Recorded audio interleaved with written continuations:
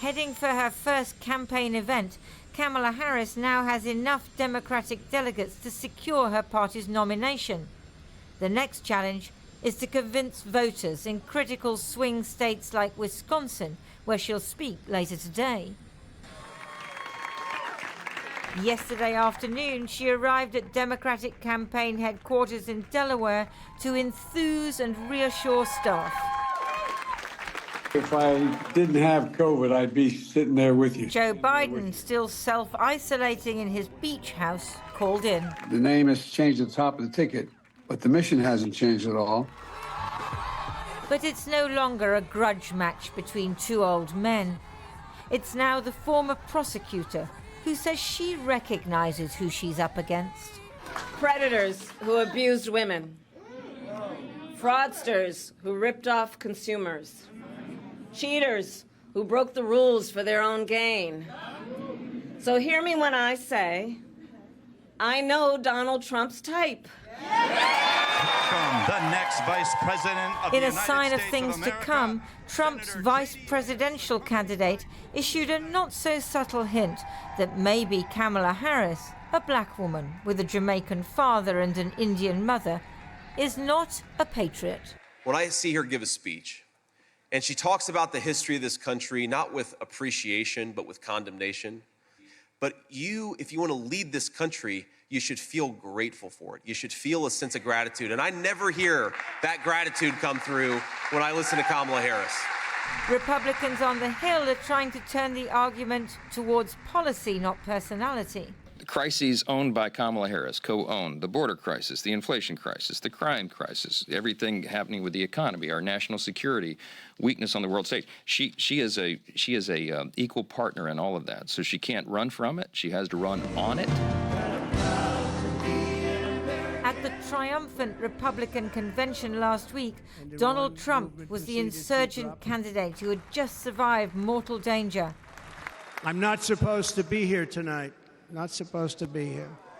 Now at 78, he's the oldest candidate in history, whose speeches are often rambling and bizarre. It's true, and there's love in the room. There's great love in the room. Has anyone seen Silence of the Lambs? The late, great Hannibal Lecter. People said a late-changing candidate would damage the Democrats. But maybe it's the Republicans who have been wrong-footed. Lindsay Hilston reporting. Well, joining me now is Mark Lotter from the America First Policy Institute. He was Director of Communications for Donald Trump's 2020 campaign and served as Special Assistant to President Trump during his first year in office. Welcome to the program, Mark Lotter. Let me ask you this, first of all. We saw former President Trump at the weekend hailing the fact that Joe Biden was the candidate running against him. So when Joe Biden finally stepped to one side, was that a bad day for the Trump campaign?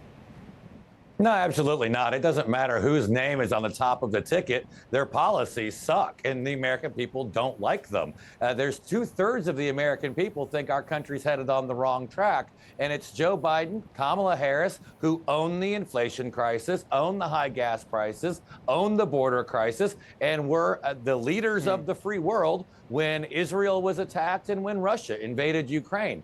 The world is in chaos because of them. Doesn't matter who they put at the top of the ticket, they can't run from their own record. But you had that very powerful image last week during the convention of the split screen of, Donald Trump, with his fist in the air saying fight, fight, fight after the assassination attempt. And on the other side, you had Joe Biden looking very frail, very doddery and very old. Trump is now the old man in this race, isn't he? He's still the fighter. He's still the guy who got up after the assassin tried to take him out. He's still the one who put his fist in the air and said, fight, fight, fight. Meanwhile, you have Kamala Harris. She's the one who's raising bail money for the rioters of 2020 so they could get let out of jail. One of them is now charged later with murder. I mean, she's the one who's soft on crime, who's weak in every policy area. And no amount of lipstick can make this look any different than what it is. It's bad. Right, but she was also very tough on crime when she was a prosecutor and the Attorney General of California.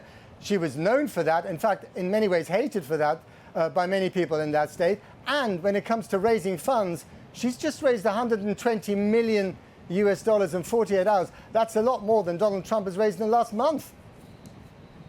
Well, she's going to need every dime of it because she's going to try to introduce herself and actually change her life story to the American people. Meanwhile, the Trump campaign, I'm sure they'll probably dump $100 million out there to make sure people know the real Kamala Harris, the Kamala Harris who's never been to Europe until she was elected vice president and explained the Ukraine situation as Ukraine is a small country next to Russia, which is a big one. That's your next commander in chief if the Democrats have their way. That's not very good. Well, if you ask the Ukrainians, they're also pretty worried about Donald Trump's friendship with Vladimir Putin. But that's another point. I mean, I just wonder also whether the attack line from Kamala Harris that she's the prosecutor going after the convicted felon Donald Trump is something that's going to hurt the Trump campaign. No, I mean, those charges are going to get thrown out because they're such a joke. Most people know they're a joke. And even after the verdict from that, that sham trial, Donald Trump set fundraising records right after that because the American people saw right through this paperwork trial that they tried to manufacture. And then once again, it backfired on them. Okay, what about these dog whistle kind of accusations, hints of misogyny and racism, calling her a diversity hire? And then Donald Trump, I read, has come up with a new one on his social media platform. She's as dumb as a rock. This is childish nonsense, isn't it? Or offensive at worst.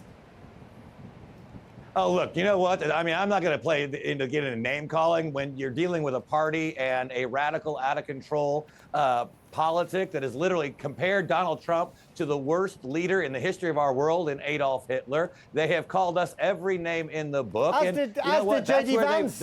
J.D. Vance compared him to Adolf Hitler, too. And guess what? J.D. Vance actually did his homework, didn't believe the narrative and the lies that were being spread about him, and he now is his running mate. No better candidate to be able to go to someone who hasn't decided and say, I was the same way you were, but when I looked at the records of these two administrations, when I looked at their plans for the future, I got on board with the America First movement. Come on in, the water's fine, you can do it too. I guess J.D. Vance has been on a bit of a journey himself. Mark Lotter, thank you very much indeed for coming on the program.